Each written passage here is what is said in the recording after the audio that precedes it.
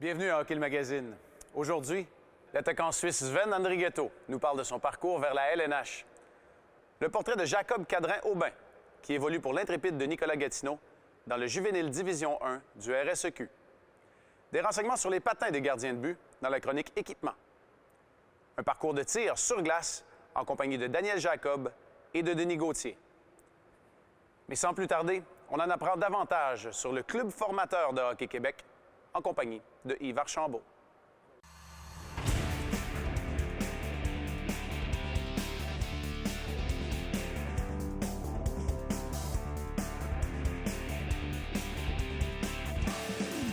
Hockey Magazine, une présentation de vos concessionnaires Subaru du Québec. Subaru, confiance et évolution. En fait, le club formateur, c'est un guide pour les associations de hockey mineur de façon à les aider à enseigner au niveau des bases, au niveau des jeunes. Bien justement, d'une part, c'est de reconnaître les efforts qui sont faits dans les associations pour développer les jeunes, que ce soit pré-novice, novice, atome, puis oui. Et puis, les reconnaître dans leur travail qu'ils font, puis aussi les aider pour savoir quelles sont les bonnes actions qu'on peut faire en fonction de l'âge pour dire, bon, on les part bien dans le hockey. Bien, actuellement, initialement, il y a 2 ans, on nous a demandé un projet pour les Atomes. Qu'est-ce qu'on pourrait faire avec les joueurs Atomes? Puis on a vite compris qu'il fallait déborder Atomes, qu'il fallait toucher toute la base d'une association de hockey mineur. Fait que depuis 2 ans, on travaille sur différents outils. Et celui qu'on met en place cette année, entre autres, c'est les 5 leçons de patinage pour les joueurs Atomes. Fait qu'il y a une dizaine d'associations de hockey mineur au Québec qui vont expérimenter cette année 5 leçons de patinage. Fait que tu sois récréatif ou compétitif, tu patines mieux, tu contrôles mieux la rondelle, tu fais des meilleures passes, des tirs, bien, évidemment, ça va t'aider à progresser vers le hockey, peu importe le niveau où tu es.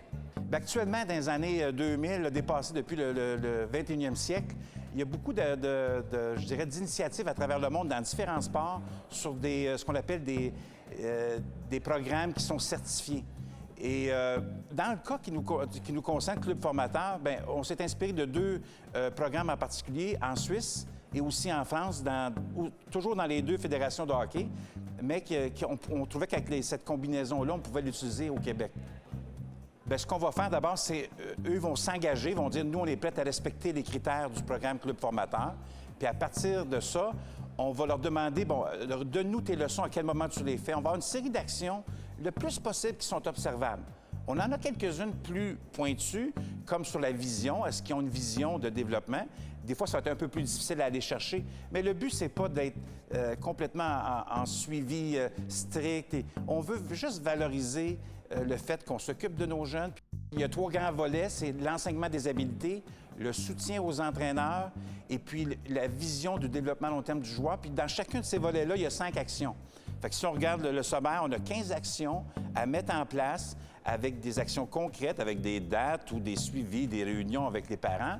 Et puis, nous, on fait le suivi des 15 actions pour reconduire le programme pour chacune des associations qui veut aller de l'avant. Habituellement, chez nous, depuis plusieurs années, ce qu'on fait, c'est qu'on donne des programmes qui sont obligatoires à mettre en place. Cette fois-ci, on change complètement la donnée. On demande aux associations de eux-mêmes s'inscrire dans le projet. Alors, idéalement, on a l'ensemble des associations qui disent « Pour nous, c'est important, puis on veut mettre en place ces actions-là. » Donc, on a changé la donnée où l'association de hockey mineur devient elle-même le principal acteur. Mais la demande, juste pour le projet pilote, on a été capable d'avoir 10 associations de hockey mineur. Et puis, le projet n'est pas encore vraiment tout à fait bien connu. On veut bien l'expérimenter cette année. Puis, on va se donner le temps de le mettre en place. On veut répondre à leurs demandes. Et puis, on est prêt. C'est pas un programme qui est compliqué, mais ça met juste l'accent sur l'enseignement des habiletés de base. Le fait de reconnaître ces associations de hockey mineur-là qui vont être reconnues sur le site d'Hockey Québec et eux-mêmes vont pouvoir utiliser cette reconnaissance-là dans leur milieu en disant qu'ils sont reconnus club formateur, ça veut dire que c'est une association qui met en place des actions importantes pour le jeune. Aujourd'hui, à la question quiz, nous voulons savoir combien de points Sven Andrighetto a-t-il récolté lors de son passage de 2 saisons dans la Ligue de hockey junior majeur du Québec? A. 152, B. 162 ou C. 172? La réponse, après la pause.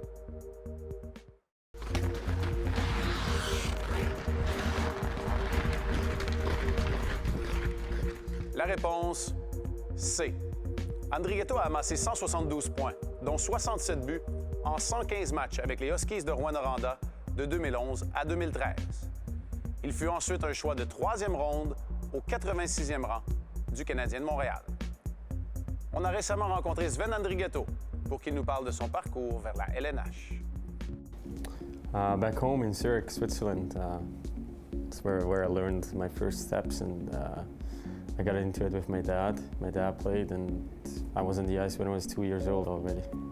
I don't remember too much when I was 2 years old, but I mean, as I got older, I loved being on the ice more than anything else. I mean, I was able to skate better than to walk at first, and that's what my parents told me. And my dad played in a league, and I always followed him, went to see games with him, and I was so inspired, and I wanted to play too, and this is how it all started. It was professional, but it wasn't the highest level. It was the second highest in the Swiss league, and but this is how I got into it. I mean, and my older brother as well, he played, and so I followed him as well. That's how it all started. When I was a kid, I mean, from the NHL, you couldn't see a lot on the TV because of the time change and like back in the days. But I was on the internet. I always watched highlights of players like Datsuk, and Yzerman was one of my big favorites when I was younger, and that's how I got into it. I was always good on my skates, and I knew that from the beginning that I wasn't tall. I was always the smallest guy on the team, and so I have to be fast, I have to be quicker than everybody else, and I focused on that a lot, and I still do, and that's trying to use it to my advantage, just because of the size. I mean, I have to be faster, and that's a big point of my game right now as well. It's tough to say. I mean, there's different ways to the NHL. I mean, I picked a way to go to Rouyn to play in the Q when I was 17 years old, and changed to the style of here, like smaller ice and different kind of play, like you have less time. For myself, it was the best decision because I got used to the American type of play when I was younger still, and got used to it, and it definitely helped me right now. Andre Tourigny, when I was in Rouyn, he helped me a lot. I mean, he was hard on me, but this is exactly what I needed, and he pushed me and supported me, and I had great 2 years there in Rouyn with the whole team, my family, and with the coach as well, and it was a really good experience. To always have fun. I mean, if you have to force yourself, if you don't really want it, then why would you do it? You have to love what you're doing, and that's what I always did, and that helped me the most. I mean, if you don't like it, you know, there's no point, but if you love it, you put the work into it, and you work hard for it, and you have fun at the same time. It's the best thing ever. I remember back in '06, which is 10 years ago right now, Team Zurich and like around where I lived, they built a team out of the best players there to go to Quebec to the Pee Wee tournament, and that's where I wanted to go so bad, and I made the team, and this was huge for me, and then the first time playing in Quebec, and that's how it all started. Probably this one, 2006. I mean, the Pee Wee tournament for sure. It was huge for Swiss players to go there. So everything was organized really well and professionally. And I mean, as a young kid you were then, you're so amazed about everything. And it's definitely a tournament I won't forget. It was a dream. It was a dream back then. And as I went further and further, I took step by step, and I realized it's a possibility, and to make my dream come true, and so I put the work in it. And my best advice would be the one I had as the best advice, just to have fun. I mean, you seriously have to love what you're doing. I mean, obviously there's ups and downs, but you have to love what you're doing, and then everything comes good.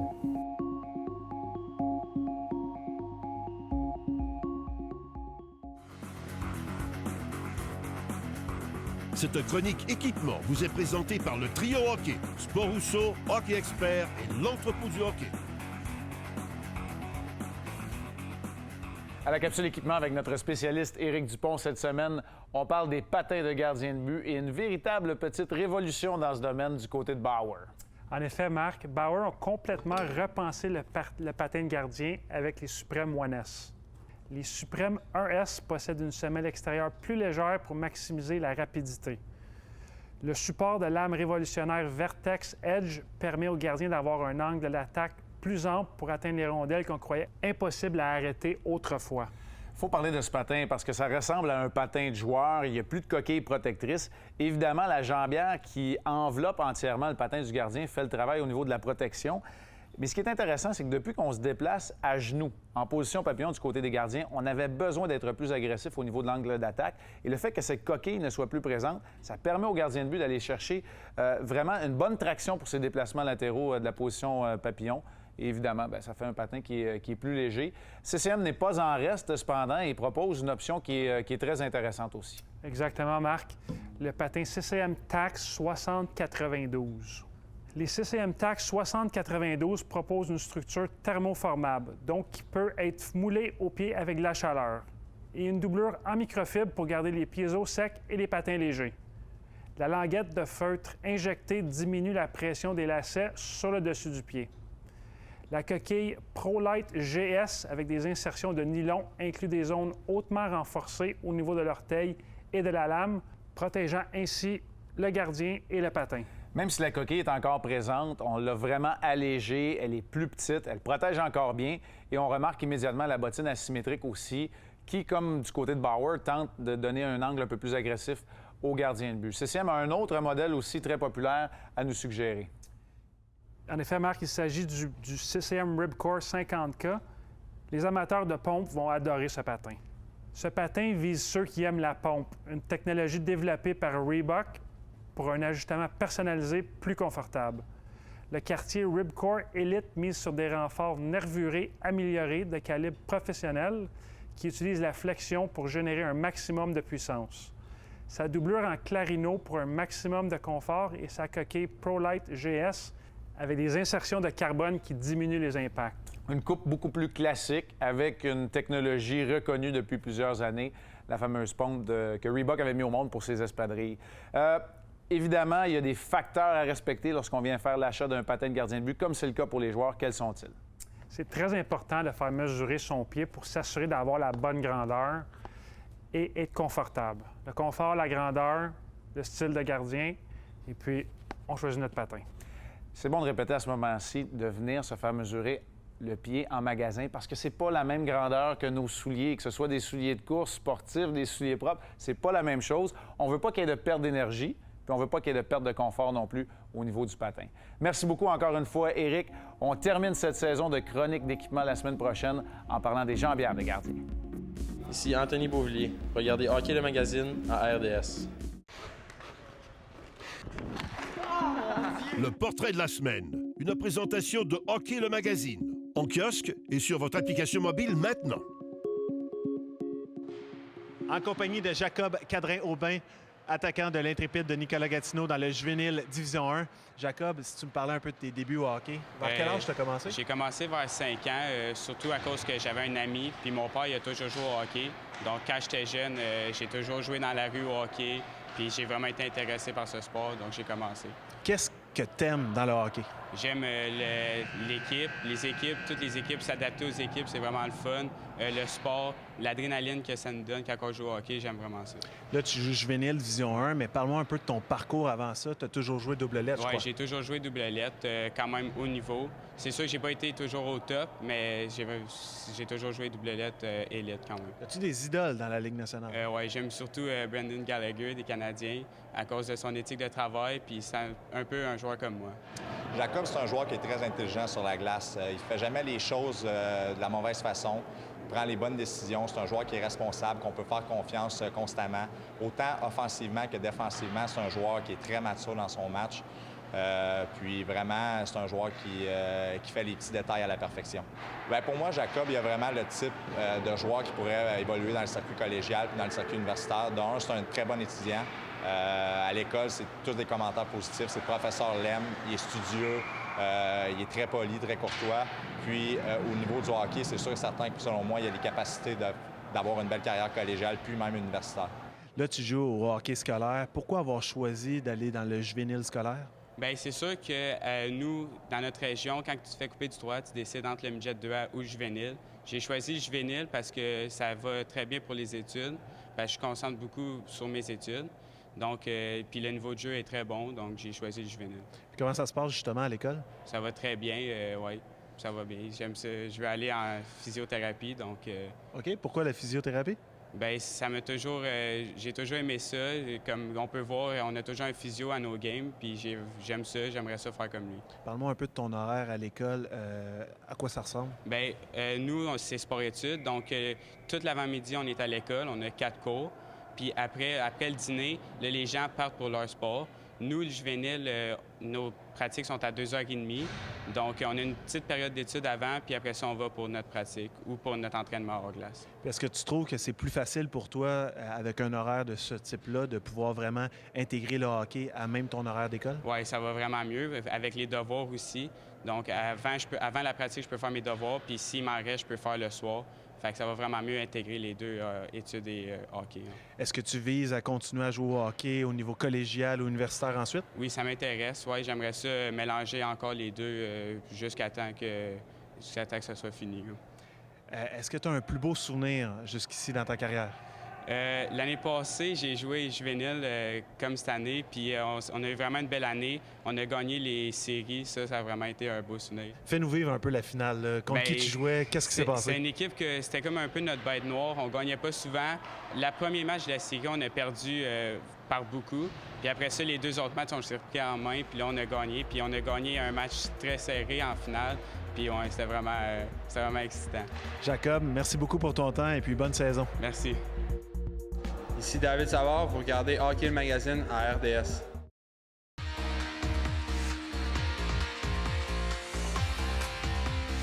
Sur la glace, une présentation de vos concessionnaires Subaru du Québec. Subaru, confiance et évolution. De retour cette semaine avec Daniel Jacob. Daniel, dans le passé, on a parlé des tirs balayés.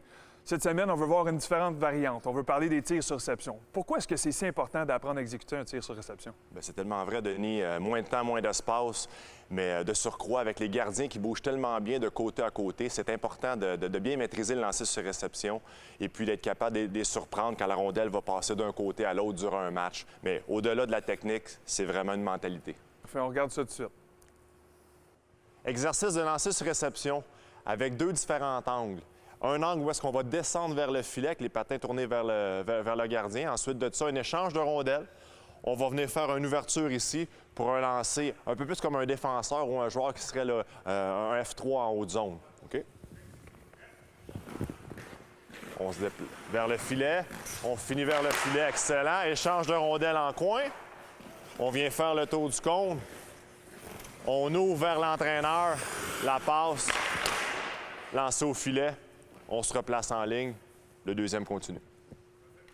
On est prêt? On descend vers le filet. On descend vers le filet. On termine, good. Échange de rondelles. Toujours en me faisant face ici. On ne quitte pas la rondelle des yeux. On se retourne. Bang au filet. Excellent lancé. Excellent lancé. Une chose très importante, puis je vais tout de suite le mentionner, on s'assure toujours que notre gardien est prêt pour la séquence suivante. Okay? Puis on peut aussi le faire sans gardien, là, parce que c'est un exercice qui peut être dangereux là, avec des bons shooters. On est prêt? C'est parti. On se déplace vers le filet en descendant. OK, on va arrêter ça tout de suite. Le gaucher, il n'y a pas de pause. Il n'y a pas de pause en haut. Quand je m'en viens vers le cône, c'est virage brusque, puis je me déplace tout de suite, je suis prêt à lancer pour venir finir au filet en descendant. OK? On recommence ça. C'est parti. On descend vers le filet. Ouverture. Yes, sir. Good. Échange de rondelles. Super. On me fait face. On se retourne. Bang. Good. On termine au filet rapidement. Maintenant, le droitier, lui, ne pourra pas effectuer son lancer sur réception. Donc, ça va être une réception. Soit que tu peux y aller à la pousser vers le filet, mais moi, ce que je vais te demander, c'est la bloquer en avant de toi avec un lancer rapide. Quand tu vas arriver en haute zone, le droitier pivote, fait face. Quand tu reçois ta rondelle, tu vas venir pousser comme on a pratiqué et puis tu vas venir lancer au filet, terminer au filet. Ça marche? Vas-y, mon homme. On se déplace vers le filet. Oui, good. On retourne de l'autre côté. Échange de rondelles. Très bien. On pivote, reçoit la rondelle, pousse. Good. On se déplace vers le filet, on descend vers le filet. Lancer sur réception de l'autre côté pour l'échange de rondelles. Échange de rondelles. On vient ouvrir ici. On ouvre. Hop. OK. Rapidement, un point important. Lors de mon ouverture, je m'en viens aussi. Je fais mon ouverture pour un lancer sur réception. Je ne peux pas juste faire face aux rondelles. Je dois prendre une prise d'information à savoir, y a-t-il un défenseur dans ma ligne de lancer? Le gardien se situe où? Pour savoir dans l'espace, c'est où le filet? Parce que si je fais juste regarder la rondelle, c'est vraiment une chance que je prends. Puis à ce moment-là, je suis moins efficace. Donc, s'assurer, messieurs, qu'on prend de l'information, on regarde le filet, il se situe où, avant de prendre notre lancer. On essaye ça. On descend vers le filet, bang! Excellent. On vient pivoter. Il est où le filet? Il est où le filet? Oui, pas mal mieux. Good! Pas mal mieux, ça. Le gaucher. Ah, bien essayé, bien essayé. On s'assure d'aller de l'autre côté du filet. Et où le filet? On pivote, puis on se déplace. On se déplace en haute zone. Le deuxième, c'est un déplacement en haute zone. C'est parti!